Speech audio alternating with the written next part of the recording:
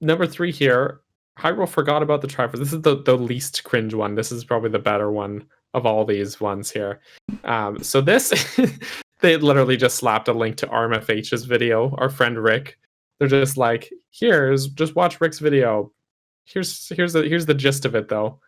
But basically the idea of it is that the Triforce has kind of, just watch Rick's video, become a forgotten relic over time. There's not that much talking about the Triforce in Breath of the Wild.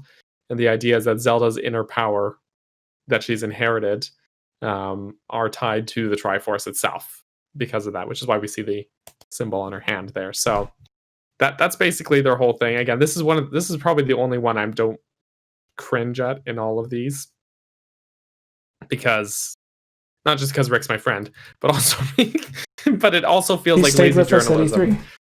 Yeah, he's a good dude, but literally they're just like, just slap that video, slap someone else's video in here. That's our theory number 3 in this list. So, yes, that's that. But I'll read it here. Actually, I didn't actually read it. It says, 𝐼𝐧𝐬𝐿's theory is over 6 minutes long. Over 6 minutes. Here's an abbreviated explanation. The theory relies on the assumption that Breath of the Wild takes place in the distant future. Not an assumption. Yeah, that's not a theory. That's just the game. Thanks. That's another thing where 𝐼𝐴𝐈 is like, Majora's Mask has converged timelines. It's the same thing where 𝐼𝐴𝐈 is like, yeah, it takes place 10,000 years in the future. Yeah. 10,100 years. 𝐼𝐴𝐈 asserts that the people of Hyrule forgot about the existence of the Triforce, in part because the royal family worked to have the legend struck from the record. Breath of the Wild speaks of Zelda's inner powers constantly, powers which are reminiscent of the Triforce, but the Triforce itself is rarely mentioned. 𝐼𝐴𝐈 believes the royal line and thus Zelda are imbued with the power of the Triforce, so it technically still exists within the princess. I don't fully agree with the theory, but at least they try to get a good one for this list here instead of some random Reddit post. Yes, Jesse, thoughts? Like, I think so Breath of the Wild, Zelda in the memories is trying to unlock her power. Yeah. And she has the power, like she is basically just literally Hylia. So while she's going through trying to unlock her power, Hylia is technically created by the 3 goddesses to watch over and protect the Triforce. So if the Triforce disappears to where it's not physically in a place, like how it's sealed and saved in the Sacred Realm for protection, like if it's not physically in a place, or like Wind Waker where you have to find the pieces of it, then it's like physically a part of Zelda, I guess, if that makes sense. Which we kind of see it with Ganondorf and Link and Zelda, to where it like appears on their hand. So like the Triforce physically isn't there, but they have the power of the Triforce in them. So I think it's the same with Zelda and Breath of the Wild. So her going around trying to unlock her power as Hylia at the same time would unlock her power to use the Triforce, which we end up seeing when she holds up her hand and like uses it against Ganon. It's not one Triforce showing, it's the full Triforce. So I think maybe over that 10,000 years, they could have sort of forgot about the Triforce, or since it's connected with Hylia and Zelda being the reincarnation of Hylia, maybe they think it's kind of the same thing. Like if she unlocks her power as Hylia, then she also unlocks the power of the Triforce. So instead of just trying to look for the Triforce, they're looking for a way to unlock her power. So they kind of combine the concept of using the Triforce and using the power of this god as the same thing. So instead of saying in the game we're looking for the Triforce, maybe they just think it's the same thing. Like over time, the two different things just became one, since it was Hylia's job to protect the Triforce. So that's my idea of what could have happened. What do you think? Is that bad? No, I agree. No, I agree. I mean, it's again, this is the one where I feel like this is the one of the only entries on this list where they were actually a good theory. The only, and again, like in the game, the Triforce isn't really talked about at all. So Link doesn't have the Triforce on him during the game. No. And then also, Link in Breath of the Wild doesn't have the power of the Triforce. Doesn't seem so. But his journey is to basically prove or get the power of the spirit of the hero or whatever, like the spirit orbs. Like, is that like a physical manifestation of the hero's spirit or whatever?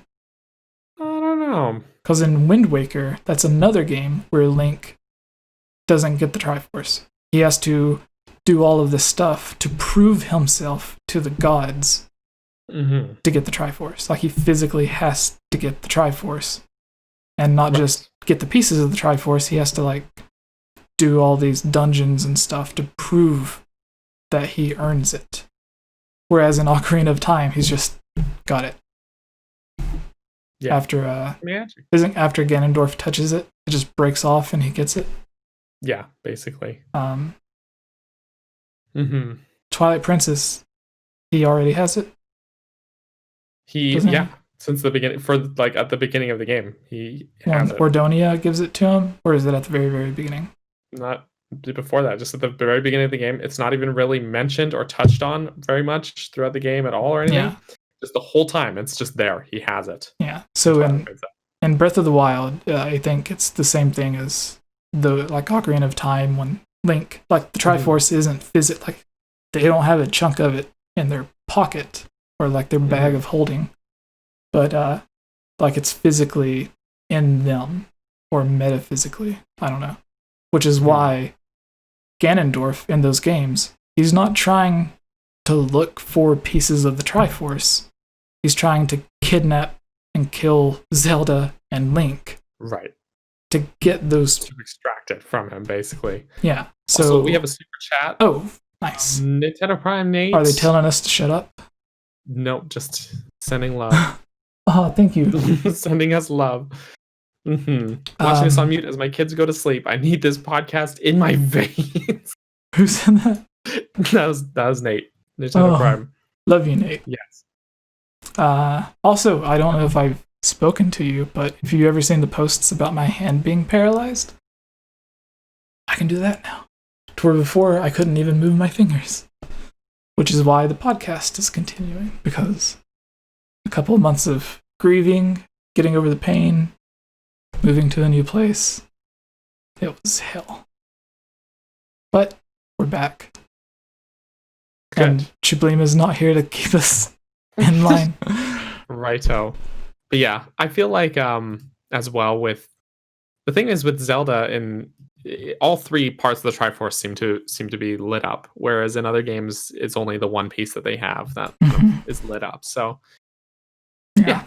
So like, but let's carry on, shall we? Yeah. But before the Nate thing, I wanted to finish what I was saying. To where, like, oh yes, sorry. Those links have the Triforce like in them, not physically like a thing you can hold, but it's just in them, like the spirit orbs. When Link gets it, it's inside him. And I think in Breath of the Wild, instead of the Triforce physically being somewhere, like in Skyward Sword, at the end of the game, you see the Triforce physically, like all three pieces together. And Wind Waker, the king uses the Triforce, it's physically together. And Wind Waker, you find the pieces of it, and Link has to prove himself to get it, or whatever. And instead of the Triforce being split up to where like three different people have each piece, and Breath of the Wild, I think it's just more she has all of it inside her, but she doesn't know how to access it because she doesn't have the spirit unlocked yet. So that's my idea. That the reason you don't find the Triforce anywhere in Breath of the Wild is because Zelda has it, but she doesn't know how to really use it until like that last attempt at Ganon, which oddly enough in Age of Calamity is what causes the baby egg to wake up and go through time.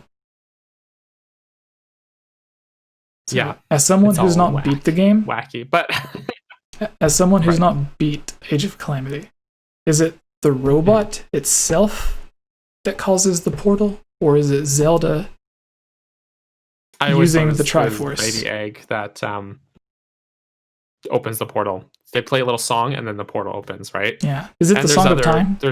It's different. It's its own song. It's Age of Calamity's main theme song, actually. But they should have used the Song of Time. There's other parts later in the game. I don't want to spoil it for you, Jesse, but that support that it's headphones off.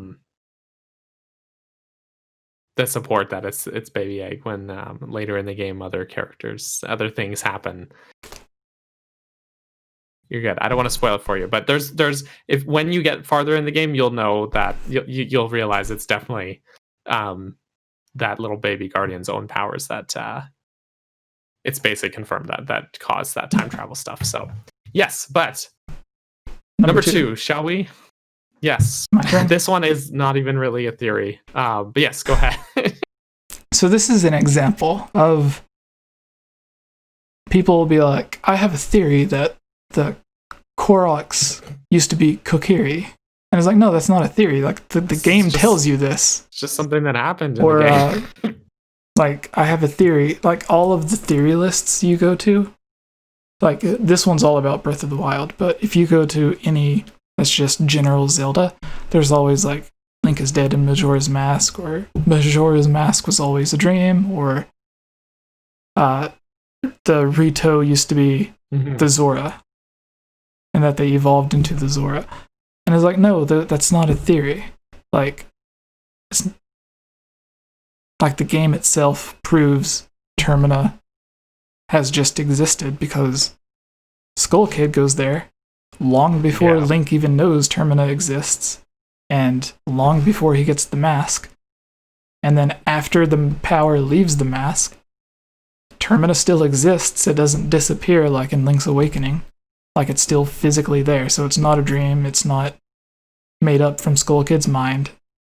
It is a physical place. And like, the game tells you this. Just like in Wind Waker, the game literally tells you the Koroks evolved from the Kokiri and the Rito evolved from the Zora. But all these lists have these on there as theories. And it's like, no, like, this isn't even a theory. This is just, like, I don't know, a misconception. What would you call it? Because it's just a thing that happens in the game. It's not even. It's not a theory. It's a fact. It's just something that happens. Yeah. So this is about a character who we've had on the channel 3 times. Something like that. Yeah, that sounds right. 3 times. Yeah, we've had Sean on here 3 different times, and honestly, I disliked Revali when he first came out. I always made fun of him, calling him Ravioli, as everyone with the stupid brain did. So, because he was always the jerk. But then as I got further in the story, you get to see, like, he's not just a jerk the whole time. Like, he actually has character development to where you're supposed to not like him at first. And then you understand him, and that, like, he takes pride in basically being a champion and, like, being the best at what he does. And he sees Link, and he's like, this guy can't do anything. But then Link proves himself to him.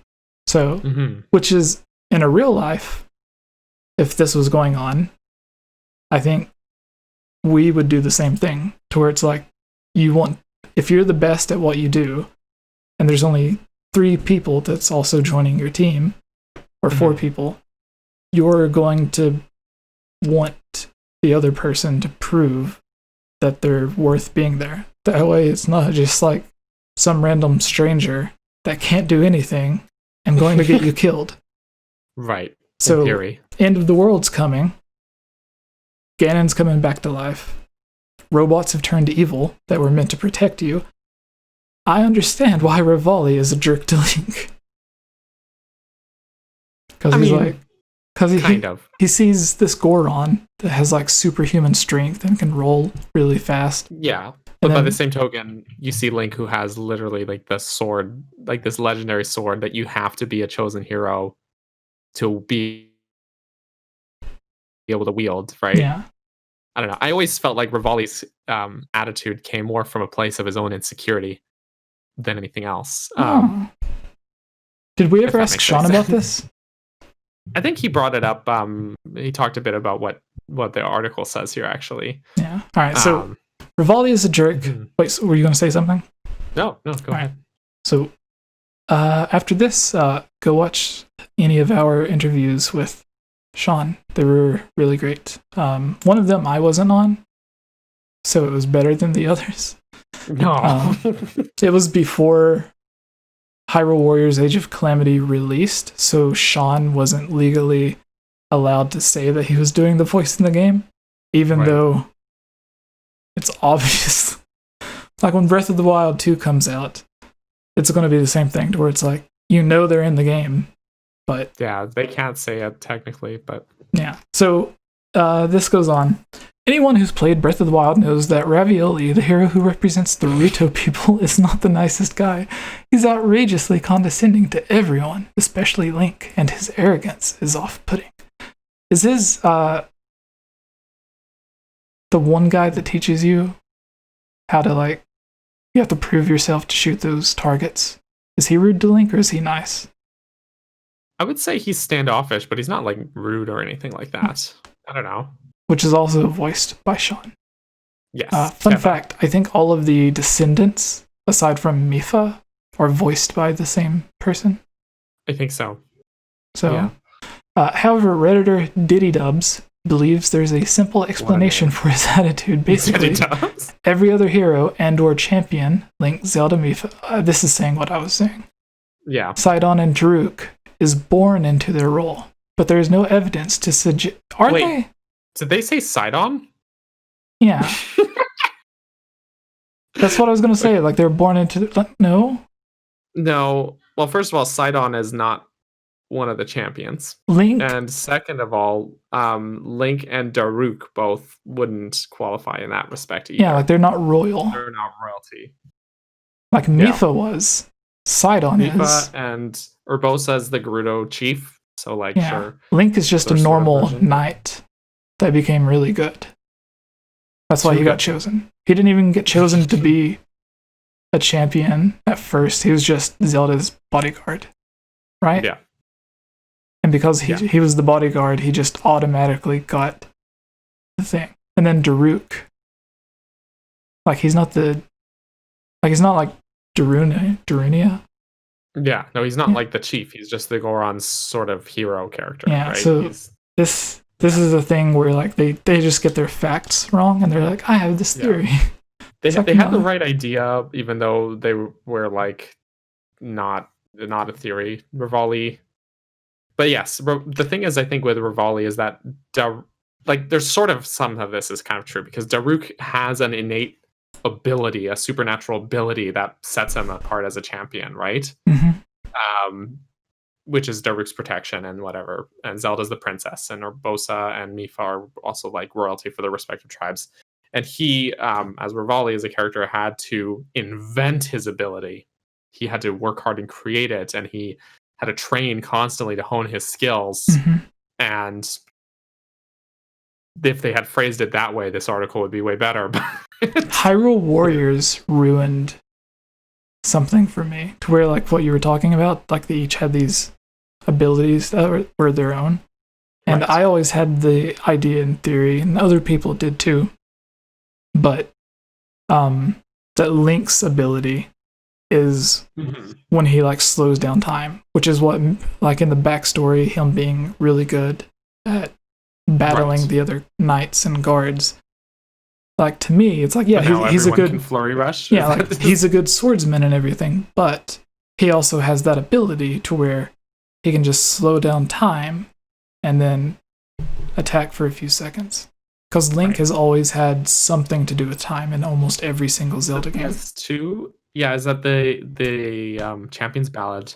the journal entries hint towards that, where Daruk in one of his journals talks about a conversation he had with Link where it said when Link feels like when he focuses hard on a battle that it feels like time slows down. Yeah. That's sort of a throwaway line in that journal, but plays a huge part to explaining things like the flurry rush and Link's bullet time bow archery ability. There was it's still in Age of Calamity. When you use the bow in midair, it just doesn't slow down from the player's perspective, but I think it still does for Link because he still shoots like really fast.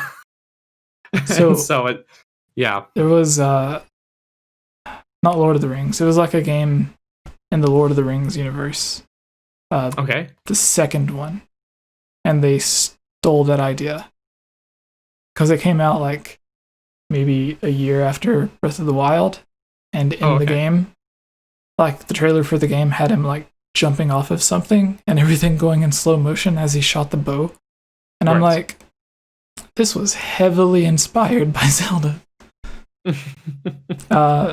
So anyways, is born into their role, which they're not. This is why Daniel and I try to do these sometimes. We used to do it more, but there's all these articles giving misinformation, or in this case, just lies.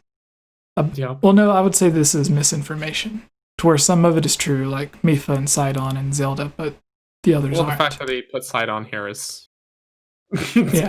who's not even a champion. But then there's the other articles or videos that just have complete made-up lies about, like, nothing is correct, like the one where Link, every descendant of Link, or every version of Link is a descendant of the other. And it's like, that's only in one game, where, like, Twilight Princess Link is... So, like, we do this because that information comes out, and people who may have just gotten into the series reads it or watches it and believes it as fact, which is how you got millions of people believing Link died in Majora's Mask, when if he did, Twilight Princess just wouldn't happen. So, like, it's just so stupid where, like, the game itself proves the theory wrong. So technically it's not even a theory, it's just your made up, horrible, disproven fan fiction. So there's articles like that, which are just complete lies and lunacy, and then there's articles like this, where it just has a bit of misinformation. And that's why we do these. Because it's fun to make fun of them. The Champion's Ballad DLC depicts Well, first... Okay, so that could be misunderstood, saying that it's fun to make fun of these, but I don't think it's rude. I think it's just like, if you're working for a very notable website and you're getting paid to make these lists or this article, and these websites pay really well, like double what you would be making at like minimum wage if you're like working at like a good website. Like one of our friends got hired to work at GameXplain, and they all do really well, but they're putting out facts and truths, where these websites are just like copying stuff from Reddit and then posting it, and then they're still getting paid from it. And it's like, if you're getting paid to do something, at least do your own research. So that's too much work, though. Yeah, like if Daniel and I, if we made our website and we posted articles, it would be stuff that's like it just has an image of Revali on it. Yeah. Above the article. Which is just like a standard thing, like, oh, I'm talking about Revali, I'm going to put a picture there. But makes sense. Then he talks about like all of these people being champions and stuff. And it's like, if we did this in a video or an article, we would have the images of exactly what was being said, or proof of who was royal and who wasn't, and state like Sidon was born from this person, and Daruk was like not born from the chief, and Link was just the son of a knight or something like that. Like, we would go through those examples and prove it as fact with like details and quotes from the actual game or the creators, where this just has an image of Revali, and then spits out nonsense about Link, Zelda, and everyone being royal. And it's like, no, do your research. Anyways, they're born into the role, but there's no evidence to suggest that Revali is of noble stock within the Rito people hierarchy. There's no proof of Link and the others either, but you still say it. The Champion's Ballad DLC depicts Revali working diligently to become a hero, whereas the others acquire their talents naturally, so the hero grows to resent the more privileged characters. And that's not true either. Like, no, it's really just Link that he he seems to really dislike. Yeah, and Zelda, he's like kind of standoffish to everyone else, but he's really just out for Link. Really. And the article says they all get their talents naturally, but it's like Zelda, the whole point of every single cutscene in Breath of the Wild is her trying to get her power. Yeah. So no, like that doesn't come naturally at all. Like Ocarina of Time, Zelda may have had it, but she trained with 𝐴MPA. So 𝐴MPA could have taught her how to do that. But then, like you have other Zeldas that seem like they naturally have the gift. Like Skyward Sword Zelda doesn't know that she has it, but then she ends up being able to use it as soon as, like, she's basically told by young 𝐴MPA. And yeah, so it's like the whole point of the game is Zelda not knowing how to use her power. Yeah, like that's literally the point of all of the cutscenes, that she doesn't have it and she's trying to get it. And this article is stating that she and everyone else just gets it naturally. And it's like, it's more misconception. So the hero grows to resent the more privileged characters. And it's like, I don't know. Yeah. The whole thing is like they this is one of the other ones too. They started out on a good point, like, oh, this is why Revali is the way he is, whatever. And it's like, yeah, okay. And then as soon as the writer started going into the details about it, you're like, no, stop! You spiraled out of control. Yeah. So Daniel, do this last one, and I apologize for ranting on everything, but it's okay. It's even in normal conversations I do this to where, like, if we're discussing Zelda and someone mentions something that's wrong, then I don't try to correct them on the spot, being like, no, you're completely wrong. This is what happens. I just say like, oh, well, did you know that, like, in Ocarina of Time, blah, blah, blah. So like I just bring up something about what they were saying to where they can be like, oh, I misunderstood that, or whatever. But and it's less like me being like, no, you're wrong. This is what happened. So I try to do it in a nice way.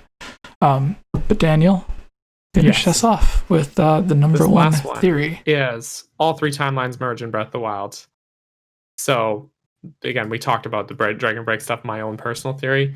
But here's what this article has to say about that. Since the Zelda timeline is such a mess, it's not that messy, guys. Theories exist that place Breath of the Wild in each of the franchise's three timelines. Cutting through that, this Redditor has a neat solution.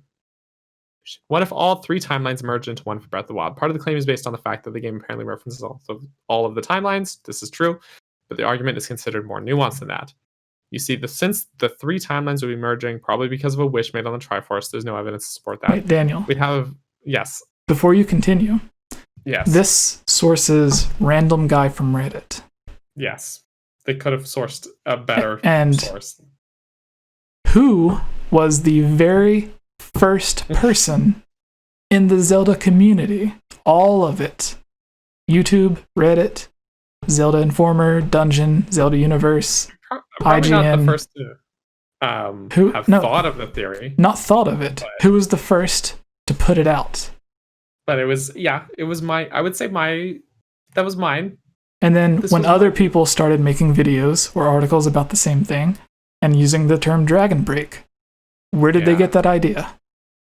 That was from my video. Okay.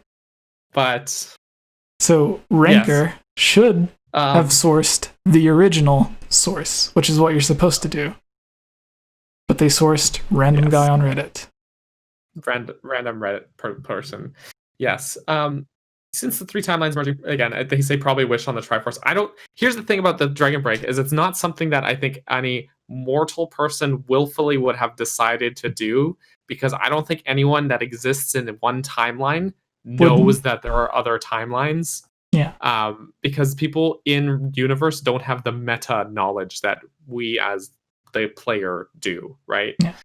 Which is why in my theory it suggests like a goddess. Who's literally the god of time.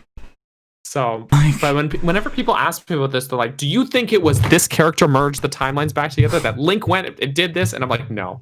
Why would they? Why would they think it's even a possibility, or that there's like, do you think, like, no. They would have no idea that, they would have no idea that another timeline exists. Like, someone might have the idea, like how we have the idea, like, oh, there might be the only person with a parallel universe where that in fiction is 𝐷𝐵d in Community, but that's the dice roll. The dice roll episode, exactly. But anyways, the dark timeline. That Triforce, no. We'd have a very interesting problem on our hands. Maybe that's how the timeline split. 3 copies of the hero spirit, Ganon and Zelda. Of course, Ganon would try to find a way to become more powerful through this. Again, he would probably not know about it. And that it would be up to a new Link and the 3 hero spirits to defeat him, but not before Ganon completely shreds his immortality and becomes Calamity Ganon. This, in my opinion, would also somewhat explain why Zelda in Breath of the Wild had such a hard time being able to use her abilities in the past. She'd most likely to have burnt out her powers sometime in the past, possibly to help stop Calamity Ganon the first time. That doesn't make sense to me if you're saying that this timeline convergence amplifies Ganon's power but nullifies Zelda's power. That doesn't make any sense to me. But also, and it wouldn't. Again, I think this is just something that happened not by any one mortal character's intention or correction. I think it was just some temporal event that caused it, like a thunderstorm. Yeah. You don't blame the thunderstorm on the weatherman, on guys. Urbosa. Except for Urbosa, maybe. Yeah. So in real life, my thought is like, how would it make like one Ganon, but then make 3 Links? Like, there would have to be 3 Links alive at that same time in the different timeline. Like, there's ideas that Wind Waker and Twilight Princess take place close to the same time, but on different timelines.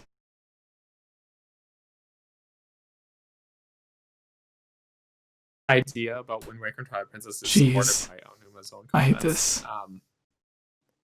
That they both are about 100 years after Ocarina of Time in their respective timelines. Am I back? So yeah, you are back. Yeah, but that's the thing. With this theory is, again, I like the theory. I kind of invented, well, maybe not invented the theory, but I kind of am. You were the first to put it out. The Dragon Break guy, but what they're talking about, their argument for it, is all wrong. The theory is right. The argument is all wrong. Yeah. So go watch Daniel's video, again, linked below, and then mine will be linked below it. Because I think I tried to cover everything Daniel did and then add, like, not just what happened, but why or how it happened. Like the event that caused it, which again would be, if anyone. Also, could do it, everyone's it would be asking Hylia.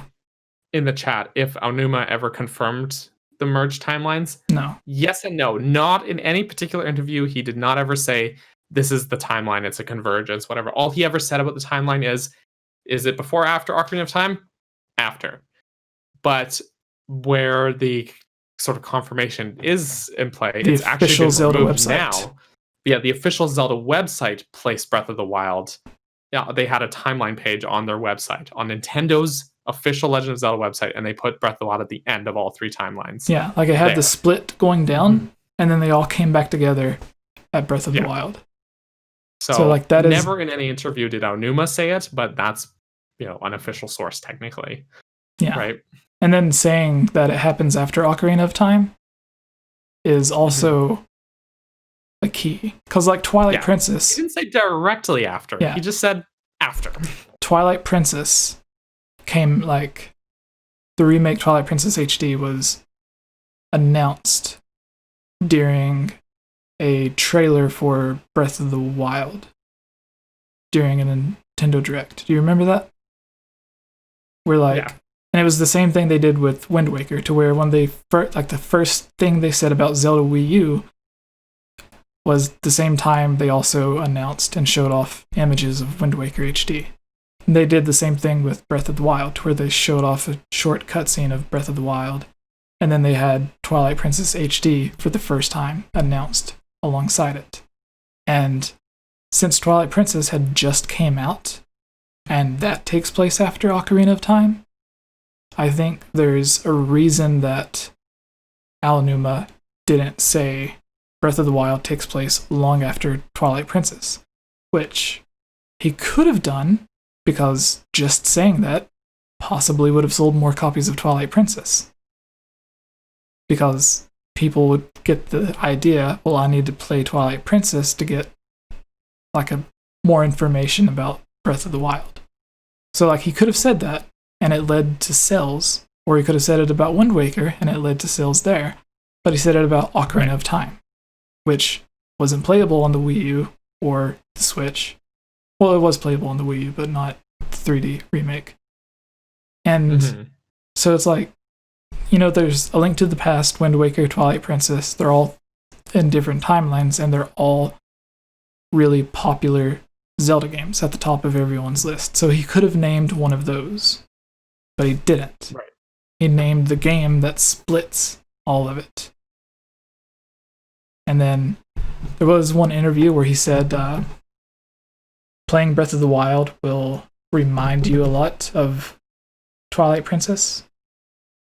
And I think that was there more will be some aha moments. Yeah, I think that was just more of like, oh, Arbiter's Grounds, Wolflink as like non-canon DLC. There's a thing that looks like the Mirror of Twilight, and then but then there's also things like reminds you of Ocarina of Time and all the other those Zelda games. So it's just weird. Like, why would there be 3 Links and just 1 Ganon? It doesn't make any sense. No. And then, like, in Wind Waker, Ganon's dead. Like, he's turned to stone. Twilight Princess, I think he officially dies in Twilight Princess. Because it's not just Link and Zelda stopping him, like, the Divine Beast, or what are they called? Are they Divine Beasts? Guardians? Which ones now? Divine Guardians, like Ordonia, and like they're named after the gods. Yeah, they're just the spirits. What are they called? They're at the Spirit Springs. That's the right place. Are they guardians? No, I don't think so. No, and the guards that you have to play that puzzle with are guardians, aren't they? Right. I don't remember the exact term though that they use, but Anyways, I know what you're talking about. We sound horrible, don't we? Like, yes, it's one of the main things in Twilight Princess, and we're like, I don't know. What's the name? We would lose Jeopardy. Oh no. So like those things come out, and they have a part in like stopping or sealing Ganon, and then later on in that timeline, Ganon comes back, but it's a new Ganon.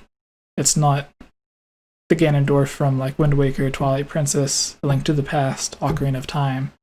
It's a second Ganondorf that has nothing to do with the old Ganondorf. But that Ganondorf doesn't show up again. Right. And then, so like, if he did come back and he got like the power of all 3 Ganons, then it would have to be like, how would he do it?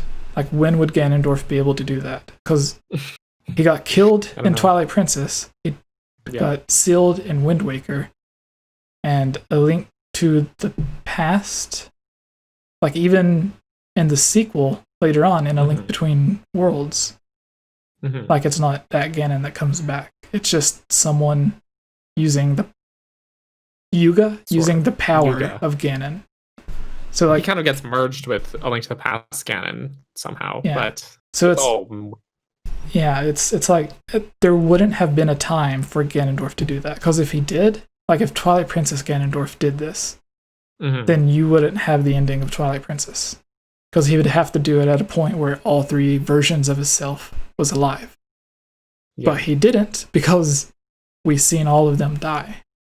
And it's like the one time Ganondorf did physically get the Triforce, it just broke into different pieces and he wasn't able to use it.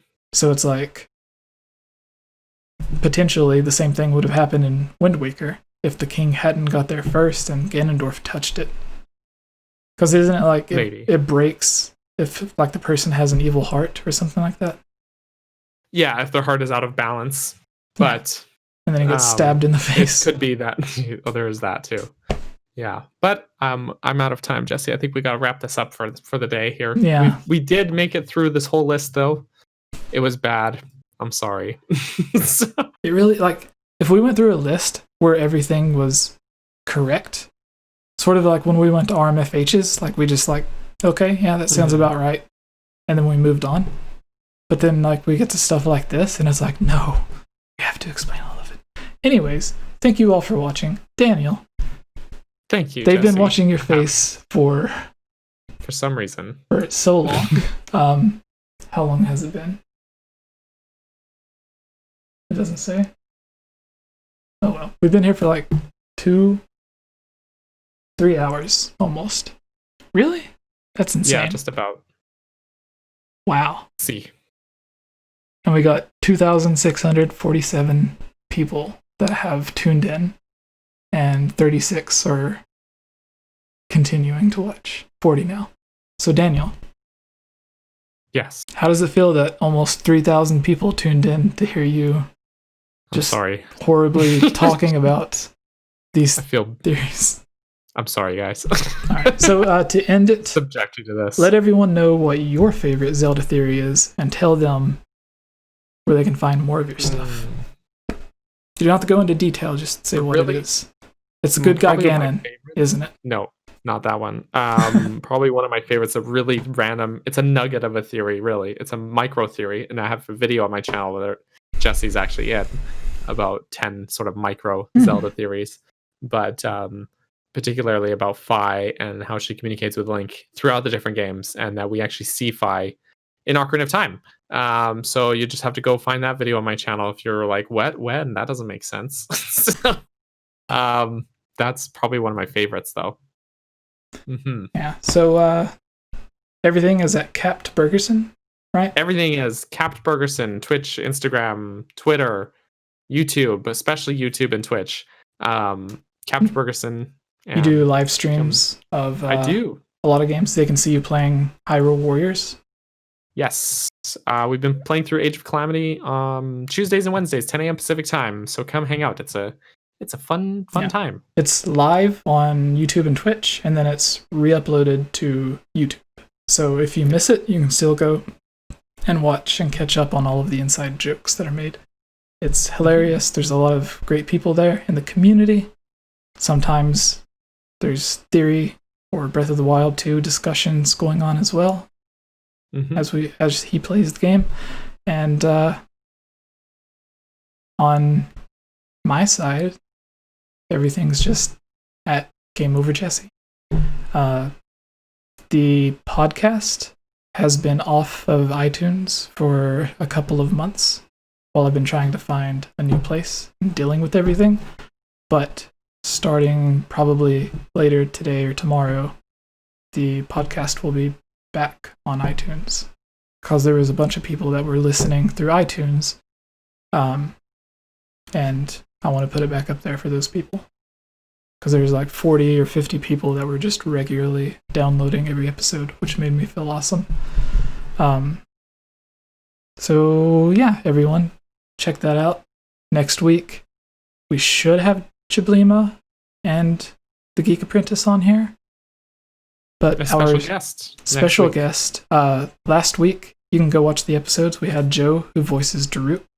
Next week, we are going to be having Andy, who voices the old and the young 𝐴𝐵. So that'll be really great. And if Tubes and Geek can't make it, and it's just Daniel and I, then we're going to have another special guest. Maybe someone who likes to explain games, or someone who lives in a common realm. So you're so vague. Yeah. Well, that's what I said on when Joey got hired, and he's like, I got a new job. And I was like, interesting. Because Game Explain just said they were, or whenever I was DMing him, he was like talking about hiring new people, and then Joey says that. And I'm like, it's at a place that explains games, isn't it? And then he DM'd me, he was like, how did you know? Who told you? And I'm like, no one, you just made it obvious. So Patricia Somerset.